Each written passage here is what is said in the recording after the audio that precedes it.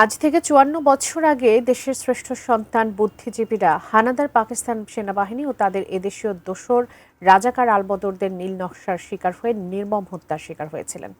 সারা দেশে বিভিন্ন কর্মসূচির মাধ্যমে সশ্রদ্ধায় স্মরণ করা হলো শহীদ বুদ্ধিজীবীদের। শহীদ বুদ্ধিজীবী দিবসের সকালে রাজশাহী বিশ্ববিদ্যালয় প্রশাসনের পক্ষে উপাচার্য ডক্টর মাইনুদ্দিন শহীদ বুদ্ধিজীবী স্মৃতিফলকে ফুল দিয়ে শ্রদ্ধা জানান। শহীদ বুদ্ধিজীবী দিবসের প্রথম প্রহরে খুলনার গল্লামারী বধ্যভূমি স্মৃতিসৌধে শহীদদের প্রতি শ্রদ্ধা নিবেদন করেন বিএনপি সহ বিভিন্ন রাজনৈতিক, সামাজিক ও পেশাজীবী সংগঠনের নেতাকর্মীরা। সকালে চট্টগ্রামের পাহাড়তলী বধ্যভূমিতে পুষ্পস্তবক অর্পণ করেন city mayor doctor Shahadat Hossain. 4 গুণ শক্তিশালী এনজাইম ও অধিক ফেনা সমৃদ্ধ অরিক সিলভার ওয়াশ মাত্র 70 টাকায়।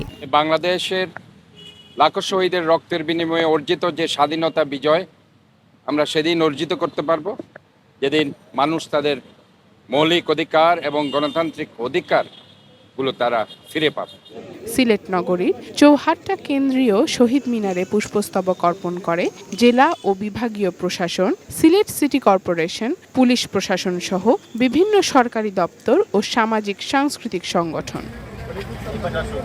এছাড়া যশোর, সাভার, রংপুর, মেহেরপুর, জামালপুর, চুয়াডাঙ্গা সহ বিভিন্ন জেলায় নানা কর্মসূচির মাধ্যমে শহীদ বুদ্ধিজীবীদের শ্রদ্ধা নিবেদন করেন সর্বস্তরের মানুষ। Sharjana Ananya, desk report, ATN news.